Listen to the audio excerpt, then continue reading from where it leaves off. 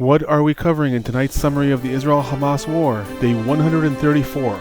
The external leader of Hamas, Ismail Hanya, published a statement today saying that Hamas maintains its demands in the negotiations, including a complete ceasefire, IDF withdrawal from the Gaza Strip, removing the siege on Gaza. The Israeli Prime Minister Netanyahu again stated that Hamas's demands in the negotiations are entirely ludicrous, adding that they constitute a defeat for Israel and that Israel categorically rejects them. The northern parts of the Gaza Strip, substantial aerial bombings were reported in the areas of Beit Hanun as well as in the Zaytun region of Gaza City.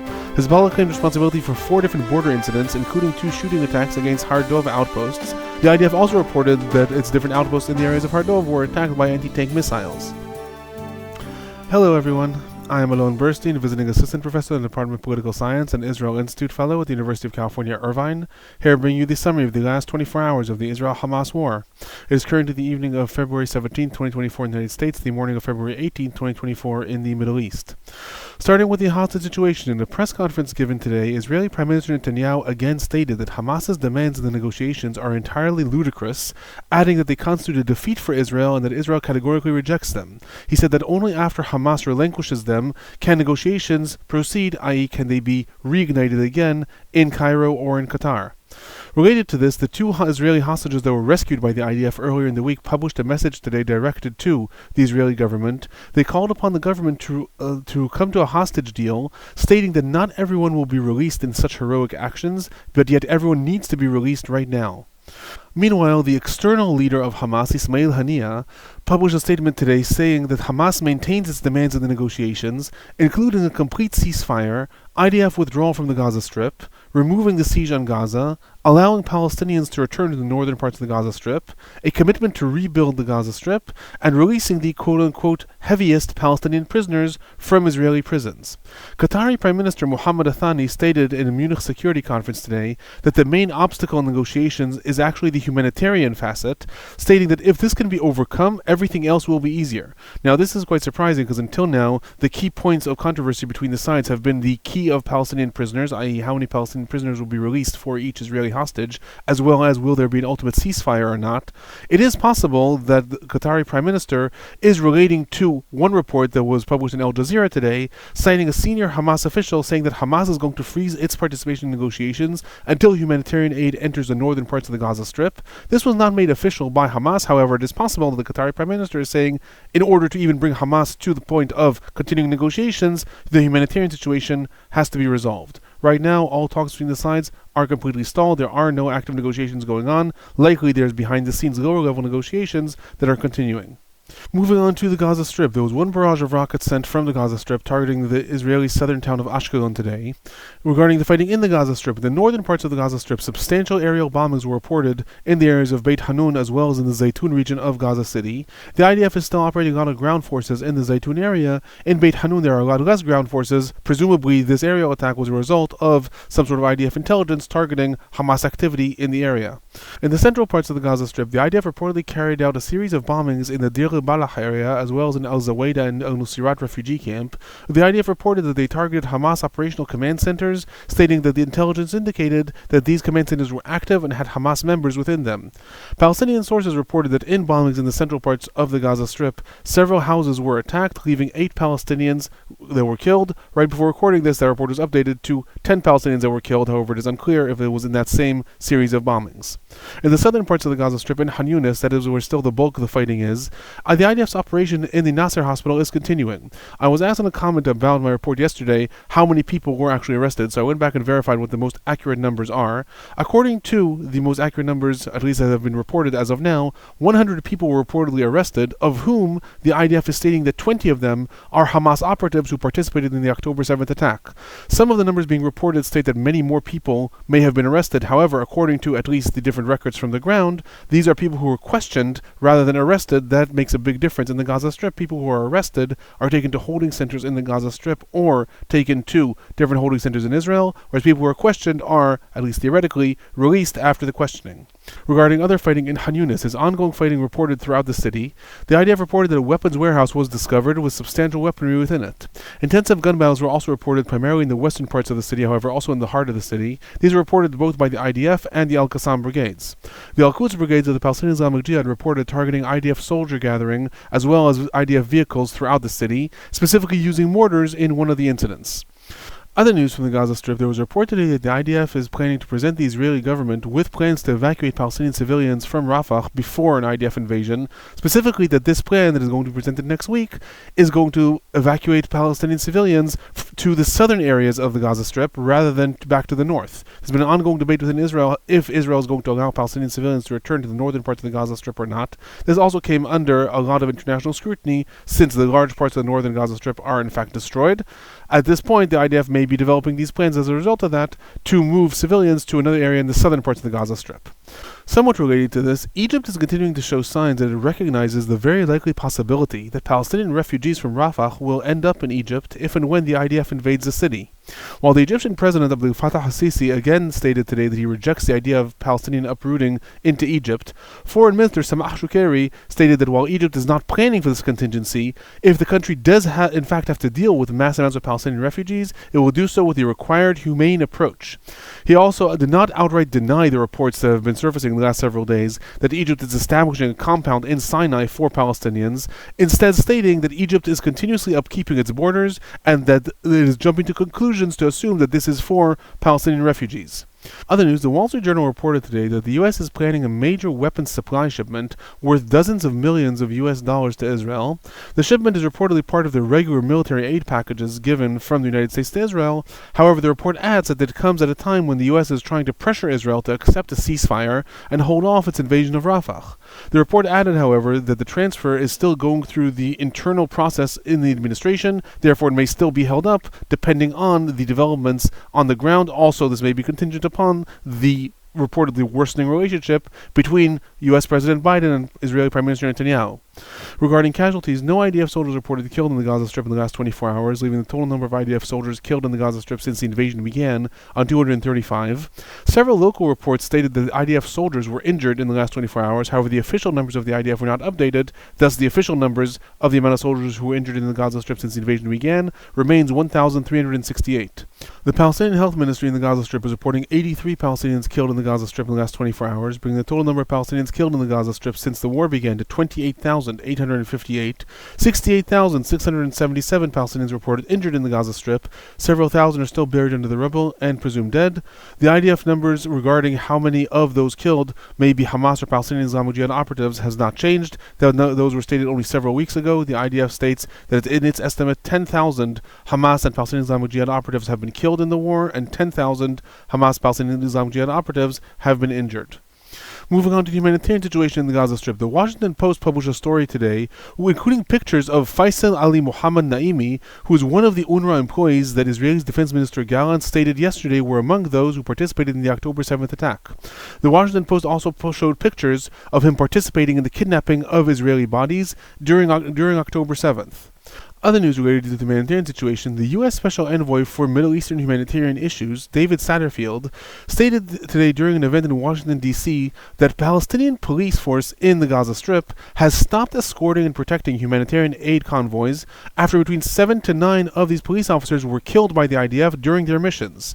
He stated that the police escorts included Hamas members, however, it also included other officers that had no direct affiliation to the Hamas movement, adding that a commander whose units were involved in providing the escorts was killed by the IDF in recent weeks.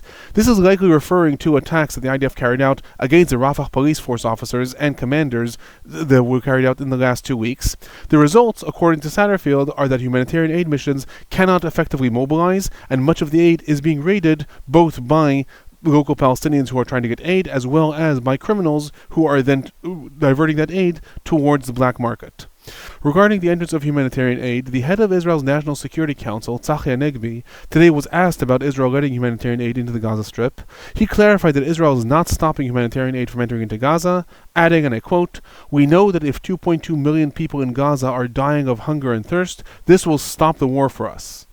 Regarding the entrance of aid trucks, there were no reports made regarding how many aid trucks entered the Gaza Strip in the last 24 hours, not by the IDF, nor the Palestinian Red Crescent, nor the border patrols, nor by the United Nations. Moving on to the West Bank, the Wafa news agency reported of a settler attack that was carried out against Palestinians in the Masfariyata area of Hebron in the last 24 hours. Reportedly, armed groups of settlers attacked Palestinian farmers and herders in the area. Two Palestinian children were subsequently beaten and injured. Confrontations erupted in the area. There was a substantial IDF activity reported in several different areas throughout the West Bank. However, there were no specific claims made regarding how many people were injured or arrested in the different sites. Other news related to the West Bank, Norway's Prime Minister stated today that the country is very close to a deal that will allow the transfer of tax money from Israel through Norway to the Palestinian Authority. This has been an ongoing story since October 7th. As a result of decades-old deals, Israel collects tax money from Palestinians and then diverts it to the Palestinian Authority. After October 7th, this tax money was frozen. Israel came under monumental pressure from the United States to transfer the tax money to the Palestinian Authority because the Palestinian Authority is on the verge of bankruptcy. Israel refused to do so, stating that the money will end up with Hamas in the Gaza Strip. As a result of a lot of negotiations, Norway was chosen as a third party that will accept the money and then transfer only the portion that goes to the West Bank to the Palestinian Authority. According to reports, that deal is now close to being completed. Other news, different local settler leaders in Israel stated today that in the West Bank there has been no legal construction of settlements that have been approved in the last 6 months, adding that while Netanyahu and the Israeli government had hoped to approve such construction under the radar during the war, the U.S. administration forbade this and conditioned the ongoing supply of weaponry on a settlement freeze. So this also may be somewhat associated with that shipment of weaponry that I stated earlier. Possibly this is part of an ongoing deal between the U.S. administration and Israel that has not been reported. Moving on to the northern parts of Israel, southern parts of Lebanon. As was yesterday, there was continuous relative calm today after those days of substantial escalations. This is actually one of the first days that there were no rockets or mortars that were reported sent from Lebanon towards Israel. Hezbollah claimed responsibility for 4 different border incidents, including 2 shooting attacks against Hardov outposts. The IDF also reported that its different outposts in the areas of Hardov were attacked by anti-tank missiles. Regarding IDF activity, warplanes reportedly targeted Hezbollah infrastructure and launching sites in the el-Balah village, and other attacks targeted Hezbollah military structures in the areas of Bin Jbel. Artillery fire was also reported in the areas of Wadi Hamul following a border incident. Al-Ahbar reported there was also an attack carried out against a house in the Maruna Ras area. However, it was not reported what was specifically targeted in that house. Al Jazeera reported 6 rounds of IDF attacks in the Al-Salahani regions of southern Lebanon. However, again, it was not reported what was specifically targeted. Other news, a French diplomat was quoted in the Al-Sharq al-Awsat newspaper today, stating that the situation in Lebanon is escalating by the day and that its resolution cannot be put on hold until the end of the war in Gaza. He added that the French proposal for resolution that is being reviewed by the government of Israel and the government of Lebanon is not in negotiating stages yet, but rather as a platform for negotiations. I remind everyone that while in Israel this has been looked upon favorably, and the Lebanese government has also stated that it looks upon this proposal favorably, Hezbollah has utterly rejected it, stating that it is not going to negotiate the situation in southern Lebanon until the war in Gaza is over. In Syria, the IDF reported a retaliation attack against a weapons warehouse of the Syrian army in the Mahajah region following the rocket attacks from Syria to the Golan Heights that I reported yesterday. Opposition news sites in Syria stated that 7 Syrian military officers were killed in this attack in the Mahajah region. Moving on to some of the regional developments, a Houthi spokesperson, Yahya Saria, stated that the Houthis attacked and hit a British oil tanker in the Red Sea with nautical missiles. This was later confirmed by U.S. Central Command. However, they stated that while the ship was attacked, no damage was done to the ship. Other news, local news sites in Yemen reported of a US-UK attack in the Ras Isa area near the port of Hodeidah. It was not reported by the United States what was actually attacked. This report will likely come in tomorrow.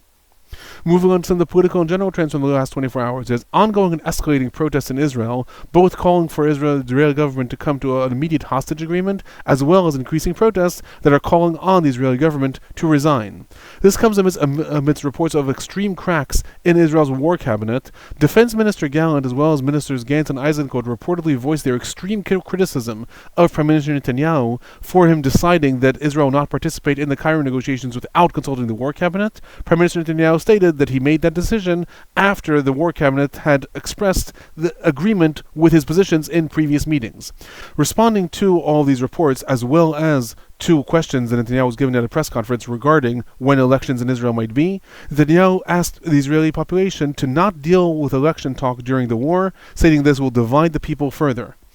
Other political news: the International Court of Justice, the ICJ, is due to begin deliberations this week regarding a different case rather than the South Africa case. This is the case that was requested by the Palestinian Authority when it asked the court a year ago to give its opinion regarding the legality of Israel's occupation of the West Bank.